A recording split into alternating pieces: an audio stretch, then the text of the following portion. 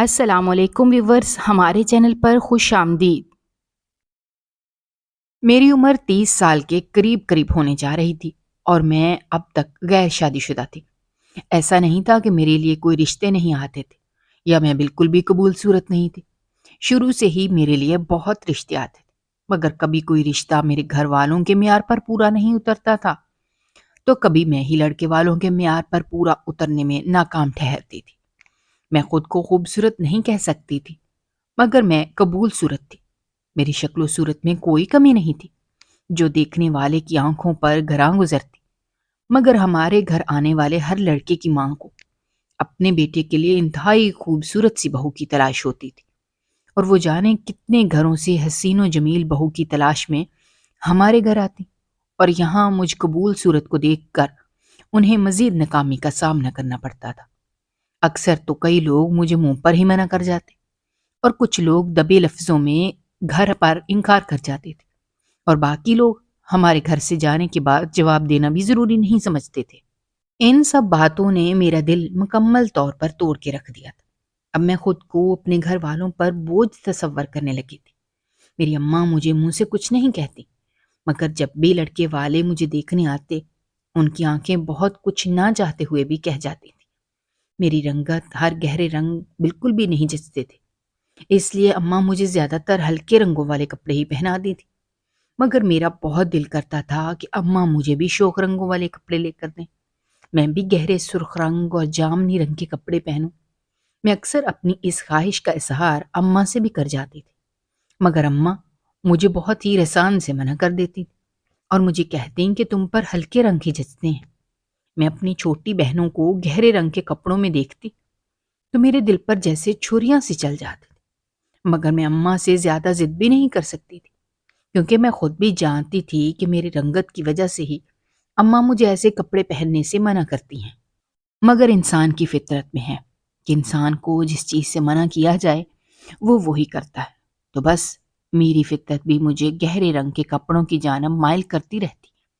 اکثر میں کمرے کا دروازہ بند کر کے اپنی چھوٹی بہنوں کے شوخ رنگوں کے کپڑے خود سے لگا کر دیکھا کرتی، اور اپنے خیالوں میں خود کو ان کپڑوں کو پہنا ہوا بھی محسوس کرتی، مگر کچھ دیر بعد یہ کپڑے رکھ کر میں کمرے سے باہر نکل جاتی تھی اور اپنا دل محسوس کر رہ جاتی۔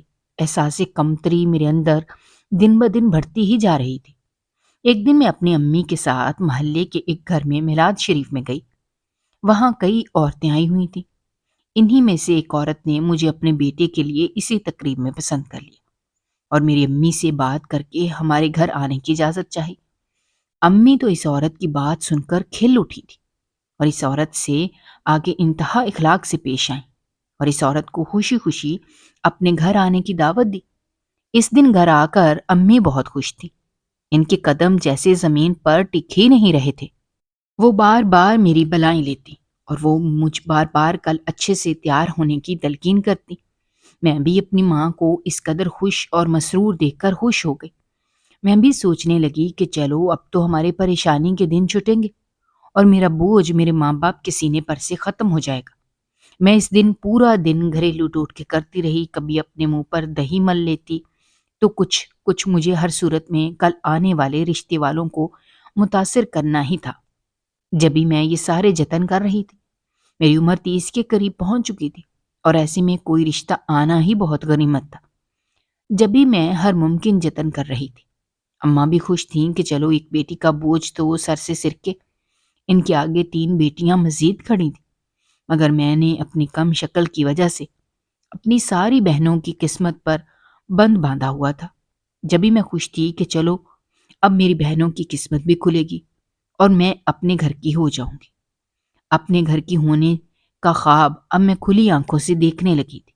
مجھے پوری رات خوشی کے مارے بالکل بھی نیند نہیں آئی تھی کہ کل رشتے والے مجھے دیکھنے آئیں گے اور پہلی بار کوئی مجھے پسند کر کے جائے گا۔ میری خوشی کا اس وقت کوئی ٹھکانہ نہیں تھا۔ ساری رات میں اپنی آنکھوں میں خواب بنتی رہی اور کل مہمانوں کے سامنے تیار ہونے کے طریقے سوچتی رہی تھی۔ کبھی میں سوچتی کہ مجھے کون سے رنگ کا لباس پہننا چاہیے، مجھ پر سفید رنگ زیادہ جچے گا یا مجھ پر گلابی رنگ جچے گا، سر پر دوپٹہ کس طرح سے اوڑھوں، بال کھلے رکھوں یا چٹیا بنا لوں، ایسے ہی مختلف خواب بنتے بنتے اور سوچوں میں کھوئے مجھ پر نیند کب مہربان ہوئی مجھے کچھ پتہ نہیں چل سکا۔ اگلے دن آنکھ کھلی تو صبح کاذب کا اجالا نمودار ہو رہا تھا۔ میں نماز پڑھنے کے لیے اٹھ کے بیٹھ گئی اور خوب دل سے اپنے لیے دعا مانگی۔ آج اماں کے صبح سویرے ہی گھر میں سب کو بیدار کر دیا تھا، کیونکہ آج مہمانوں نے آنا تھا اور گھر میں بہت کام تھا۔ پورے گھر کی صفائی ستھرائی کا اہتمام کیا جا رہا تھا۔ ہر چیز کرینے اور سلیقے سے سجائی جا رہی تھی۔ مختلف انواع اقسام کے کھانے پکائے گئے تاکہ مہمانوں کی خاطر مدارت اچھے سے کی جا سکے۔ غرض یہ کہ آج مہمانوں کی خاطر مدارت میں کوئی کمی نہ رکھی جا رہی تھی، کیونکہ رشتے والے میرے لیے اپنی پسند کا اظہار پہلے ہی کر چکے تھے۔ اماں کو یقین تھا کہ آج وہ لوگ یہ رشتہ پکا کر کے ہی جائیں گے، جب ہی اس قدر تیاریاں ہو رہی تھیں۔ اماں جانتی تھیں کہ آج جس قدر انواع اقسام کے کھانے پکائے جا چکے ہیں، مہینے کے آخر میں گھر کا بجٹ بری طرح سے بگڑ جائے گا۔ پھر شاید ہمیں مہینے کے آخر کے کچھ دن دال سبزی پر گزارا کرنا پڑے گا۔ مگر اماں اس میں بھی خوش تھی۔ بس وہ کسی بھی طرح سے یہ چاہتی تھیں کہ ان کی بیٹی کو رشتے والے پسند کر کے چلے جائیں اور اس رشتے پر ہاں ہو جائے۔ اس بات کے علاوہ آج ان کا کوئی مقصد مجھے نظر نہیں آ رہا تھا۔ لڑکے والوں کے آنے کا وقت ہو رہا تھا۔ مغرب کی نماز ادا کر کے میں آئینے کے سامنے تیار ہونے بیٹھ گئی۔ بہت سوچ بچار کے بعد میں نے ہلکے گلابی رنگ کا سوٹ منتخب کیا تھا، کیونکہ جب ایک بار پہلے بھی یہ سوٹ میں نے زیبتن کیا تھا، اماں نے مجھ سے کہا تھا کہ اس رنگ میں میری رنگت بہت کھلی کھلی لگتی ہے، اور ان کی یہ بات مجھے یاد رہ گئی تھی۔ جبھی میں نے اس جوڑے کا انتخاب کیا، اپنے آدھے بالوں کو باندھ کر میں نے اپنی باقی بال کھلے چھوڑ دیے اور ہلکا سا میک اپ بھی کر لیا تھا۔ بہت خوبصورت تو نہیں، مگر قبول صورت میں لگ رہی تھی۔ کچھ دیر بعد لڑکے والے بھی آ گئے۔ اس دن تو بس مجھے اس لڑکے کی ماں نے دیکھ کر پسند کیا تھا۔ آج وہ اپنے ساتھ اپنی تینوں شادی شدہ بیٹیوں کو بھی لے کر آئی تھیں، اور ساتھ میں ان کی دونوں بہویں بھی تھیں۔ اتنے سارے لوگوں کو دیکھ کر میرے ہاتھ پاؤں پھول گئے تھے، کیونکہ آج بھی مجھے لوگوں کے سامنے جانے سے ازحد گھبراہٹ محسوس ہوتی تھی۔ کچھ دیر بعد میری امی کے مہمانوں کے سامنے میری چھوٹی بہن سے مجھے بلانے کو کہا۔ میری تینوں چھوٹی بہنیں مہمانوں کی خاطر مدارت میں لگی ہوئی تھیں اور اپنی طرف سے کوئی بھی کمی نہ رہنے دے رہی تھیں۔ کچھ دیر بعد مجھے ان عورتوں کے سامنے لے جا کر بٹھا دیا گیا۔ پہلے جو عورتیں انتہائی خوش اخلاقی سے بات کر رہی تھیں، میری آمد کے بعد ایک دم وہاں سناٹا چھا گیا تھا، اور اس سناٹے کو میں نے بہت اچھی طرح سے محسوس کر سکتی تھی۔ میرا دل بری طرح سے دھڑک رہا تھا۔ میں جتنے اعتماد سے آ کر بیٹھی تھی، وہ اعتماد یکدم ہی اڑن چھو ہو گیا تھا، کیونکہ کمرے میں چھائی اس خاموشی کا مطلب میں بخوبی سمجھتی تھی، اور میری اماں شاید سمجھ کر بھی نہیں سمجھنا چاہ رہی تھی۔ کبھی تو ان عورتوں سے مختلف طرح سے باتیں کرنے کی کوشش کیے جا رہی تھی، مگر وہ عورتیں اماں کی باتوں کا جواب ہوں ہاں میں دے کر بہت گہری نظروں سے مجھے دیکھ رہی تھی، اور میں بس زمین میں نظریں گاڑے بیٹھی تھی اور اپنی قسمت کے اس فیصلے کی منتظر تھی، جس فیصلے نے ہمیشہ میری آنکھوں میں بس آنسو ہی دیے تھے۔ اماں کو یقین تھا کہ آج یہ لوگ رشتہ پکا کر کے ہی جائیں گے، مگر اب ان عورتوں کی خاموشی کوئی اور ہی کہانی بیان کر رہی تھی، اور اس خاموشی کو میں اور اماں بہت اچھی طرح سے سمجھتے تھے۔ میں سمجھ گئی تھی کہ یہ لوگ میرے منہ پر ہی انکار کر کے اس گھر سے چلے جائیں گے۔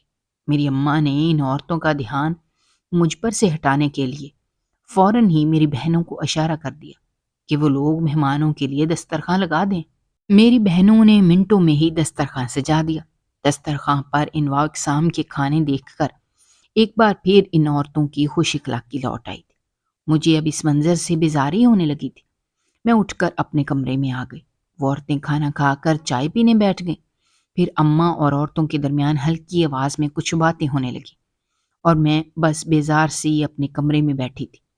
میرا دل یکدم ہی ہر چیز سے اچاٹ ہو چکا تھا۔ کچھ دیر بعد وہ عورتیں چلی گئیں تو میں بھی اپنے کمرے سے باہر آ گئی، کیونکہ میرا دل بہت گھبرا رہا تھا اور میں کچھ دیر کے لیے اماں کے پاس بیٹھنا چاہتی تھی۔ ابھی میں نے صحن میں قدم رکھا ہی تھا کہ اماں کی آواز میرے کانوں سے ٹکرائی۔ وہ ابا سے کہہ رہی تھیں کہ رشتے والے میری جگہ میری چھوٹی بہن کو پسند کر گئے ہیں، اور اب بس ہمارے جواب کے منتظر ہیں۔ اگر ہمارا جواب ہاں میں ہوا تو وہ لوگ فوراً ہی منگنی کی تاریخ رکھ دیں گے۔ ابا اماں کی یہ بات سن کر گہری سوچ میں ڈوبے ہوئے نظر آ رہے تھے۔ میں ان کی یہ کشمکش سمجھ سکتی تھی کہ بڑی بیٹی گھر بیٹھی ہو اور چھوٹی بیٹی کی شادی ہو جائے تو دل پر کیا گزرتی ہے، اور اب اس دوراہے سے میرے ابا بھی گزر رہے تھے۔ کچھ دیر بعد ابا نے سر اٹھا کر اماں سے کہا، اس طرح چھوٹی بیٹیوں کی بھی عمریں گزر جائیں گی، جس کا رشتہ آئے اسے ہاں کر دینا چاہیے، بڑی بیٹی کی قسمت جب کھلے گی وہ دیکھا جائے گا۔ ابا نے صحیح بات کہی تھی، مگر جانے کیوں یہ سن کر میرا دل کٹ کر رہ گیا اور میں مزید خود ترسی میں مبتلا ہو گئی تھی۔ اماں کے لہجے میں واضح دکھ بول رہا تھا۔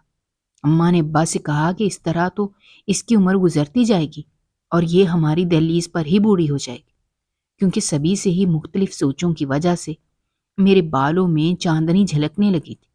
اماں کی بات اور فکر بھی اپنی جگہ بالکل صحیح تھی، مگر جانے کیوں یہ ساری باتیں میرے دل پر تیر بن کر لگ رہی تھیں اور میرا دل جیسے ان تیروں کے وار سے زخمی زخمی ہو رہا تھا۔ ابا نے ایک ٹھنڈی ہوا کے سپرد کی اور اماں سے کہا کہ اس کے لیے تو خاندان سے بھی کوئی رشتہ نہیں آ رہا تھا۔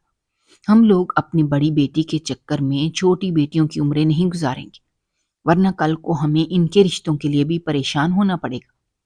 ابا کہہ تو وہی رہے تھے، مگر جانے کیوں یہ ساری باتیں مجھے اپنی ذات پر حملے محسوس ہو رہے تھے۔ ابا کی یہ بات سن کر اماں بھی خاموش بیٹھی رہیں۔ انہوں نے ابا کی بات سے بالکل بھی اختلاف نہ کیا، اور اس بات نے جیسے میری انا کو ٹھیس پہنچائی تھی۔ جانے کیوں مجھے برا لگ رہا تھا، اور سب سے زیادہ مجھے اس بات کا برا لگ رہا تھا کہ اگر وہ لوگ مجھے ناپسند کر گئے ہیں تو اماں ابا کو وہاں میری چھوٹی بہن کا رشتہ نہیں دینا چاہیے۔ مگر شاید ان لوگوں کو اس بات سے کوئی فرق نہیں پڑتا تھا، بلکہ شاید کسی کو بھی کوئی فرق نہیں پڑتا تھا کہ میرے دل پر کیا گزرتی ہے، میں کیا سوچتی ہوں۔ اگلے دن اماں نے ان لوگوں کو میری چھوٹی بہن کے رشتے کے لیے ہاں کر دی۔ جب اماں نے یہ بات مجھے بتائی تو وہ مجھ سے نگاہیں نہیں ملا رہی تھیں، بلکہ بات کو گھما پھرا کر مجھے بتا رہی تھیں، اور وہ اس حقیقت سے بے خبر تھی کہ میں ان کی اور ابا کی ساری باتیں سن چکی ہوں۔ میں نے بھی اماں کو کچھ نہ کہا اور سر جھکائے سلائی مشین پر مصروف رہی۔ کچھ دنوں بعد میری چھوٹی بہن کی شادی کی تاریخ رکھ دی گئی۔ اماں تو ابھی منگنی کرنا چاہتی تھی، مگر ان لوگوں کو شادی کی جلدی تھی، اس لیے انہوں نے اماں سے صاف لفظوں میں کہہ دیا کہ وہ لوگ شادی کریں گے۔ اس طرح ہمارے گھر میں میری چھوٹی بہن کی شادی کی تیاریاں شروع ہو گئیں، اور میں دکھے دل کے ساتھ خاموش تماشائی بنی یہ سارا منظر دیکھ رہی تھی۔ یہ سب کچھ دیکھ دیکھ کر میرے دل پر جیسے قیامت گزر رہی تھی۔ میں خیالوں میں اپنی چھوٹی بہن کی جگہ خود کو بیٹھا ہوا محسوس کر سکتی تھی۔ اس کے کئی آئے کپڑے اور جوتوں کو اٹھا اٹھا کر بار بار دیکھتی اور انہیں خود کو پہنا ہوا محسوس کرتی، مگر جب حقیقت دیکھتی تو حقیقت اس کے برعکس معلوم ہوتی تھی۔ گھر میں کسی کو بھی اس بات کی پرواہ نہیں تھی کہ میرے دل پر کیا گزر رہی ہے، میں کیا سوچ رہی ہوں۔ سب لوگ اپنی اپنی خوشیوں میں مگن تھے، اور میں کسی فالتو شے کی طرح گھر کے سارے کام نپٹاتی پھر رہی تھی۔ میری بہن مائیوں بیٹھ چکی تھی، اب اسے کوئی بھی گھر کا کام کرنے نہیں دے رہا تھا، جبکہ گھر میں ہر ایک چھوٹے سے چھوٹے کام کے لیے مجھے آوازیں دی جا رہی تھیں۔ یہ ساری باتیں میرے اندر مزید بیزاری کو بڑھا رہی تھیں۔ مجھے جانے کیوں اپنی مائیوں بیٹھی بہن سے حسد محسوس ہوا۔ میں ہر پل یہی سوچ رہی تھی کہ کاش اس کی جگہ میں ہوتی، وہ لوگ مجھے پسند کر جاتے، مگر میری یہ سوچیں میرے ذہن تک ہی محدود رہیں۔ میں کسی سے بھی کچھ نہ کہہ سکی۔ اس طرح میری یہ بہن بھی اپنے گھر رخصت ہو گئی اور میں وہیں کی وہیں رہ گئی۔ اس بات و شدت سے میں خود کو اپنے ماں باپ پر انتہا بوجھ محسوس ہوئی۔ مجھے اپنی ذات سے ہی نفرت ہونے لگی تھی۔ میری چھوٹی بہن کی شادی میں ہی میری دونوں چھوٹی بہنوں کے لیے بھی رشتے آ گئے، مگر مجھے کسی کی بھی بالکل بھی پسند نہ کیا۔ اماں ابا نے اس بار بھی وہی کیا، ان رشتوں کو ہاتھ سے نہ گنوایا، بلکہ فوراً ہی دونوں کے رشتوں کے لیے ہاں کر دی۔ کچھ وقت بعد ان دونوں کی شادی کی تاریخ بھی رکھ دی گئی۔ اب گھر میں 2 شادیاں تھیں اور گھر کی تمام ذمہ داری مجھ پر آ گئی تھی۔ میں اپنی زندگی سے بیزار ہوتی جا رہی تھی۔ میری چھوٹی بہن اپنی شادی شدہ زندگی میں بہت خوش تھی، اور اسے خوش دیکھ کر جانے کیوں میرے دل پر چھریاں چل جاتی تھیں، اور میں سوچتی تھی کہ اگر قسمت میرے ساتھ یہ کھیل نہ کھیلتی تو شاید اپنی بہن کی جگہ میں اس گھر میں خوش و خرم شادی شدہ زندگی بسر کر رہی ہوتی۔ ان سب باتوں نے میرے ذہن کو بہت اثر کیا تھا۔ اب میری دونوں چھوٹی بہنوں کی بھی شادیاں ہو رہی تھیں، اور اب تو کوئی رشتہ آنے کا بھی سوال پیدا نہیں ہوتا۔ اس طرح میری دونوں چھوٹی بہنوں کی بھی شادیاں ہو گئیں، اور میں اپنے گھر میں اپنے ماں باپ اور بھائی کے ساتھ تنہا رہ گئی۔ مجھے جانے کیوں اماں سے شکایت ہونے لگی کہ اگر وہ وقت رہتے میری شادی کر دیتی تو آج مجھے یہ سب کچھ نہ دیکھنا پڑتا۔ مجھے لوگوں کے رویے بہت تکلیف دیتے تھے۔ میں لوگوں کی نظروں میں چھپے خود کے لیے ترس کو پہچان سکتی تھی، مگر میں منہ سے کچھ بھی نہیں کہہ سکتی تھی۔ میرا دل جیسے روز بروز ہر چیز سے بیزار اور اچاٹ ہوتا جا رہا تھا۔ اپنی تینوں بہنوں کو شادی شدہ زندگی میں خوش دیکھ کر میرا دل ہر وقت جلنے کوڑنے لگا تھا۔ زندگی جینے کی آس جیسے ختم ہوتی جا رہی تھی۔ اب تو اماں نے بھی لوگوں سے میرے رشتے کے لیے کہنا چھوڑ دیا تھا۔ شاید وہ بھی میری جانب سے مکمل طور پر مایوس ہو گئی تھی۔ انہیں اب میری شادی ہونے کی کوئی امید نہیں تھی۔ اماں سب مہرے اکلوتے بھائی کے لیے بھی لڑکی ڈھونڈنے لگی تھی۔ انہوں نے جیسے مجھے یکسر ہی فراموش کر دیا تھا۔ پہلے تو میں اماں کو میری شادی کے لیے کوشش کرتے ہوئے دیکھتی تھی، مگر جب سے میری تینوں چھوٹی بہنوں کی شادیاں ہوئی تھیں، اماں نے میری شادی کے لیے کوشش کرنا بالکل ہی ترک کر دیا تھا۔ اب وہ ہر آئے گئے سے رشتے کا بھی نہیں کہتے تھے۔ اماں اب پوری طرح سے بھائی کے لیے لڑکی ڈھونڈنے میں مگن تھی۔ ایسے میں سارا دن گھر کے کام سنبھالتی اور اماں رشتے والی کے ساتھ در در کی خاک چھانتی۔ آخر کار اماں کو ایک رشتہ پسند آ گیا، اور لڑکی والے نے بھی میرے بھائی کو پسند کر لیا۔ اس طرح یہاں میرے بھائی کے رشتے کی بات طے ہو گئی، اور ایک بار پھر ہمارے گھر میں شادیانے بجنے لگی۔ مگر ایک بار پھر یہ شادیانے میرے لیے نہیں تھے، اور یہی بات مجھے زندگی کی طرف سے مکمل طور پر مایوس کرتی جا رہی تھی۔ کچھ دنوں بعد بھابھی بیاہ کر ہمارے گھر میں آ گئی۔ بھابھی نے گھر میں آتے ہی اپنے رنگ ڈھنگ دکھانے شروع کر دیے، کیونکہ ان کی نظر میں پہلے ہی مفت کی نوکرانی کے طور پر حاضر تھی۔ وہ سارا دن گھر کے کسی کام کو ہاتھ نہیں لگاتی تھی، بلکہ ان کے سارے کام بھی مجھے ہی کرنے پڑتے تھے، اور اگر بھابھی کو کوئی کام کرنے میں ذرا سی بھی دیر سویر ہو جاتی تو وہ پورے گھر میں ایک ہنگامہ کھڑا کر دیتی، اور پھر اماں سے مجھے ہی لان تان سننے کو ملتی کہ میں کام چور ہو گئی ہوں، بھابھی کا خیال نہیں رکھتی۔ بھائی تو بھائی، اماں بھی بھائی کی شادی کے بعد مکمل طور پر بدل چکی تھی۔ انہیں اب اپنے بیٹے اور بہو کے علاوہ کوئی بھی نہیں دکھتا تھا، اور میری ذات کو تو جیسے سب ہی اپنے پیروں تلے رون چکے تھے، اور اب رہی صحیح کسر بھابھی پوری کر رہی تھی۔ وہ میرے ساتھ کسی زر خرید ملازمہ کی طرح سلوک کرتی تھی، جیسے اگر میری شادی نہیں ہوئی اور میں وقت پر اپنے گھر کی نہیں ہوئی تو یہ میرا قصور تھا کہ میں ان کے شوہر پر اور اس گھر پر بوجھ بن کر بیٹھی ہوں۔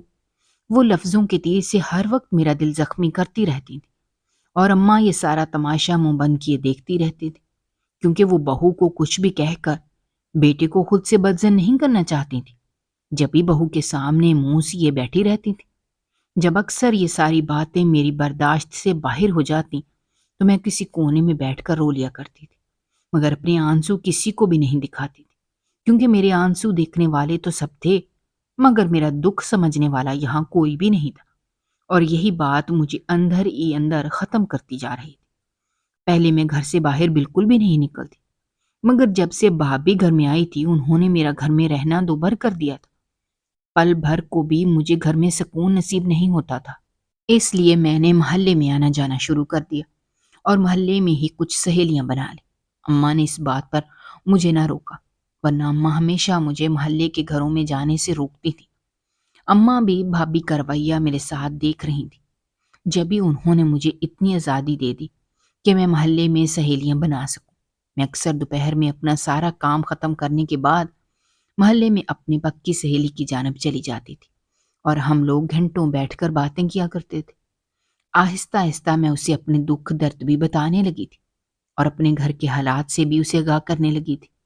مجھے کوئی ایسا چاہیے تھا جس کے ساتھ میں اپنے دکھ درد بیان کر سکوں، اور وہ میرے دکھ درد کو سمجھ کر مجھے تسلی دے سکے۔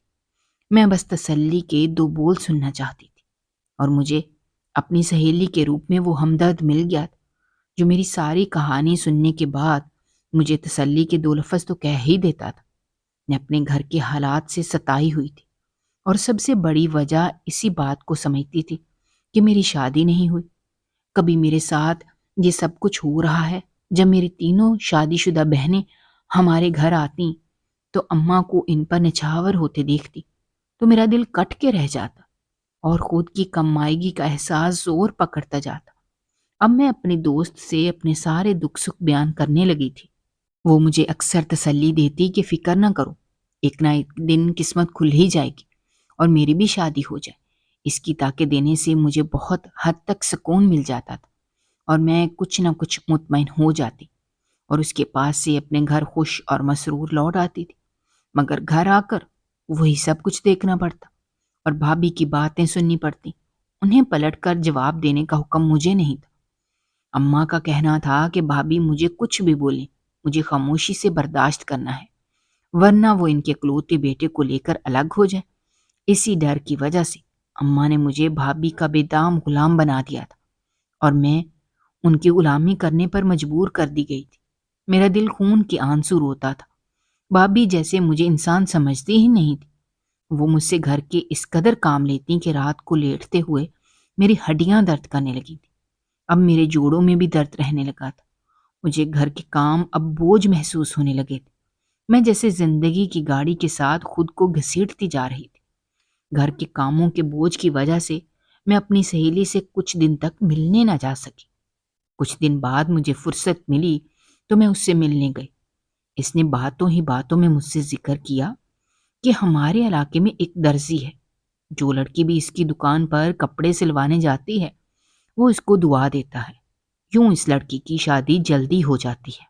اور اس لرزی کی دعا سے کئی لڑکیوں کی شادی ہو چکی ہے۔ میں اپنی سہیلی کی زبان سے یہ قصہ سن کر حیران رہ گئی کہ ایسا کیسے ہو سکتا ہے۔ میری سہیلی نے مجھے مشورہ دیا کہ مجھے بھی اس درزی کی دکان پر جانا چاہیے اور اس درزی سے کپڑے سلوانے چاہیے۔ یوں وہ درزی اگر مجھے بھی جلد شادی ہونے کی دعا دے گا تو میری بھی شادی جلدی ہو جائے گی اور میری اپنی بھابھی کے ظلم و ستم سے جلد ہی جان چھوٹ جائے گی۔ میں اس کی یہ بات سن کر سوچ میں پڑ گئی۔ میں جلد از جلد اپنی بھابھی سے جان چھڑوانا چاہتی تھی اور کسی بھی طرح اپنے گھر کا ہو جانا چاہتی تھی۔ میں سوچتی تھی کہ اگر میری شادی ہو جائے گی تو شاید میرے گھر میں میری کچھ تو عزت ہو ہی جائے گی۔ اس لیے میں نے بھی اس درزی کے پاس جانے کا فیصلہ کیا اور سوچا کہ ایک بار دعا کرانے میں کیا حرج ہو سکتا ہے۔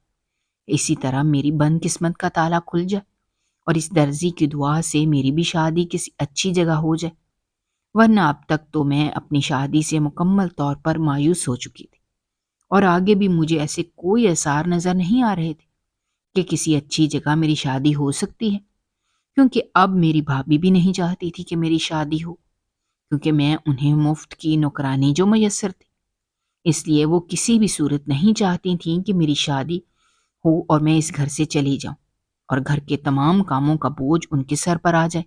اس لیے بھابھی میری شادی کی بات گھر میں ہونے ہی نہیں دیتی تھی۔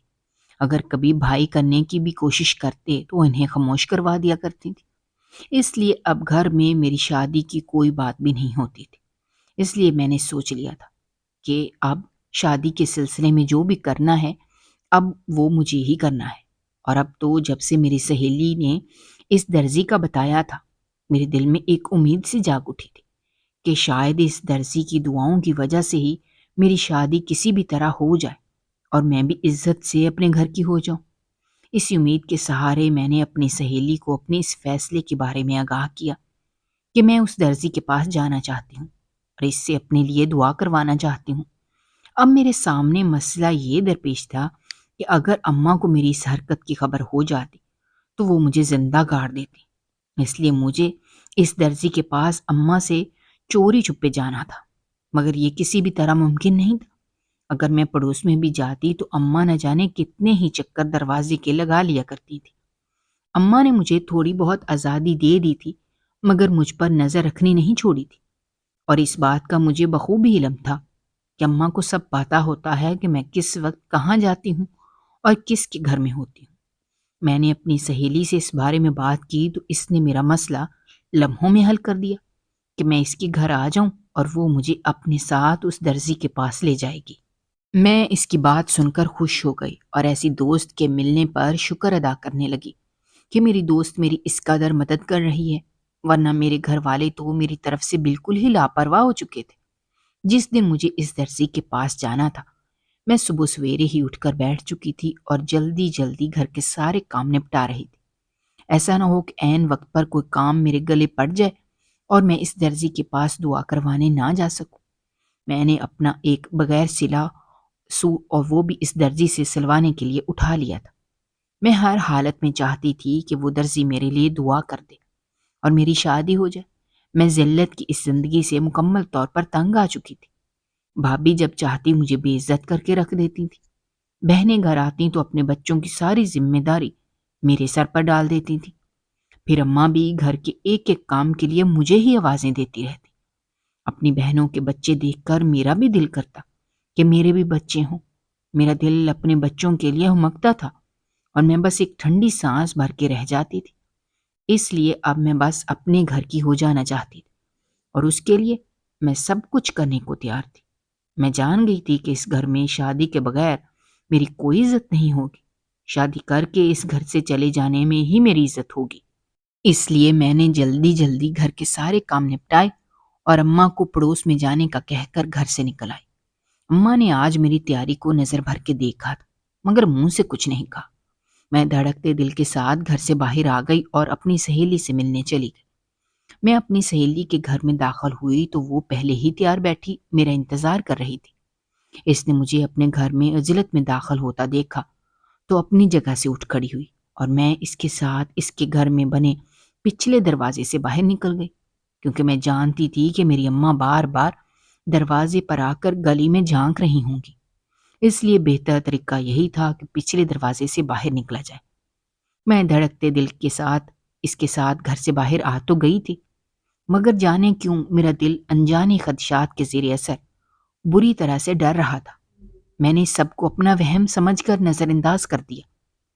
کچھ دیر ہی مسافت طے کرنے کے بعد اماں سے چوری چھپے میں اس درزی کی دکان پر جا پہنچی۔ کچھ پس و پیش کے بعد اس کی دکان میں داخل ہوئی تو سامنے ہی وہ بوڑھا درزی بیٹھا تھا۔ پہلی نظر دیکھنے سے ہی میں پہچان گئی تھی کہ یہ ایک بوڑھا آدمی ہے۔ میں وہیں دروازے پہ ٹک کر کھڑی ہو گئی۔ آگے جانے کی مجھ میں بالکل بھی ہمت نہیں تھی۔ میری سہیلی میرا ہاتھ تھام کر اس درزی کے سامنے جا پہنچی۔ گھبراہٹ کے مارے میرے منہ سے ایک لفظ بھی ادا نہیں ہو رہا تھا۔ میں اور میری سہیلی درزی کے سامنے جا کر بیٹھ گئی۔ درزی نے سر اٹھا کر ہم دونوں کو دیکھا اور ہمارے آنے کا مقصد پوچھا۔ میں تو اپنی زبان کو سیے بیٹھی تھی۔ مجھ میں اتنی ہمت نہ تھی کہ میں خود اپنے منہ سے اپنی شادی کی بات کر سکوں۔ میری سہیلی نے ہی درزی کو ساری بات بتائی اور میری شادی کے لیے اس درزی سے خاص دعا کرنے کے لیے بھی کہا۔ ان تمام باتوں کے درمیان میں بالکل ہی خاموش بیٹھی رہی، کیونکہ اس وقت مجھے کچھ سمجھ نہیں آ رہا تھا کہ مجھے کیا کہنا چاہیے۔ اس درزی کے کچھ دیر بعد سر سے پاؤں تک مجھے بغور دیکھا اور کہنے لگا کہ میں اس کے پاس رات کے 12 بجے آؤں تو وہ میرے لیے خاص دعا کرے گا، تو اس طرح میری شادی جلدی ہو جائے، ورنہ میری شادی ہونے کے کوئی آثار اسے نظر نہیں آ رہے تھے۔ اس نے مزید کہا کہ میری شادی ہونے میں بہت سی رکاوٹیں ہیں اور ان سب کا حل یہی ہے کہ میں اس کے پاس رات کے 12 بجے آؤں تو وہ میرے لیے اس وقت میں خاص دعا کرے گا، ورنہ اس کے علاوہ میرے پاس اور کوئی راستہ نہیں ہے۔ اس بوڑھے درزی کی یہ بات سن کر میں ششوپند میں پڑ گئی اور اپنی دوست کے ساتھ وہاں سے واپس آ گئی۔ اپنی دوست کے گھر آ کر میں نے اس سے کہا کہ رات کے 12 بجے تو میں کسی صورت بھی اپنے گھر سے نہیں نکل سکتی ہوں۔ یہ میرے لیے بالکل بھی ممکن نہیں ہے۔ اماں مجھے کبھی بھی اجازت نہیں دیں گی۔ اس بات کا حل میری دوست نے یوں نکالا۔ اس نے مجھے کہا کہ جب رات کو سب سو جائیں تو میں گھر سے نکل کر اس کے گھر آ جاؤں اور یوں ہم دونوں رات کے 12 بجے اس درزی کے پاس چلے جائیں گے۔ اس کی یہ بات مجھے کچھ حد تک ٹھیک لگی۔ میرے پاس یہ بات ماننے کے سوا اور کوئی چارہ بھی نہیں تھا، تو میں نے سوچا کہ اس بات پر عمل کرنے میں کوئی حرج نہیں۔ یوں جب سب گھر والے رات کو سو گئے تو میں نے اپنے کمرے کی کھڑکی کھولی۔ میرے کمرے کی کھڑکی گلی کی جانب کھلتی تھی اور میں اپنے کمرے کی کھڑکی سے پھلانگ کر گلی میں کود گئی اور اپنی دوست کے گھر کی جانب چلی گئی۔ وہ اپنے گھر کے دروازے پر کھڑی میرا ہی انتظار کر رہی تھی اور ہم دونوں اس درزی کے گھر جانے کے لیے اپنے اپنے گھر سے نکل کھڑے ہوئے۔ شادی کے لالچ نے میری آنکھوں پر پٹی پوری طرح سے بندھی ہوئی تھی، جبھی میں نے وقت کا بھی لحاظ نہ رکھا۔ اس درزی کا گھر اس کی دکان کی پچھلی جانب تھا۔ کچھ دیر بعد میں اور میری سہیلی ہم دونوں اس درزی کے گھر کے باہر کھڑے تھے۔ اس کے گھر کا دروازہ کھلا ہوا تھا۔ میرے ذہن میں تھا جلد از جلد اس درزی سے دعا کروا کے میں اپنے گھر چلی جاؤں گی، مگر جب میں اور میری سہیلی اس کے گھر کے صحن میں داخل ہوئے تو سامنے کا منظر دیکھ کر ہم لوگ دنگ رہ گئے۔ وہاں کم و بیش 19 کے قریب آدمی موجود تھے، مگر ان سب آدمیوں کی ہماری جانب پیٹھ تھی۔ وہ سب لوگ ایک گوئل دائرے کی صورت میں کھڑے تھے اور اس دائرے میں ایک لڑکی بیٹھی تھی، ان آدمیوں سے اپنی عزت کی بھیک مانگ رہی تھی۔ ہم دونوں فوراً ہی سارا معاملہ سمجھ گئے کہ اس لڑکی کو بھی ہماری طرح پھنسا کر اس گھر تک لایا گیا ہے۔ ہم دونوں خاموشی سے ہی ایک دوسرے کا ہاتھ پکڑ کر فوراً ہی اس گھر سے باہر نکل گئے۔ میری سہیلی نے فوراً ہی اپنے شوہر کو فون کیا۔ وہ اپنے شوہر کو بتا کر میرے ساتھ آئی تھی۔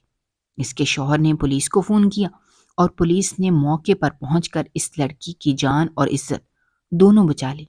ہم دونوں نے دھڑکتے دل کے ساتھ واپسی کی راہ لی اور میں واپس اپنے کمرے کی کھلی کھڑکی سے اپنے گھر میں پہنچ گئی۔ میرے تو ذہن کے جیسے کام کرنا مکمل طور پر بند کر دیا تھا۔ آج عزت بچ جانے پر میں نے خدا کا شکر ادا کیا۔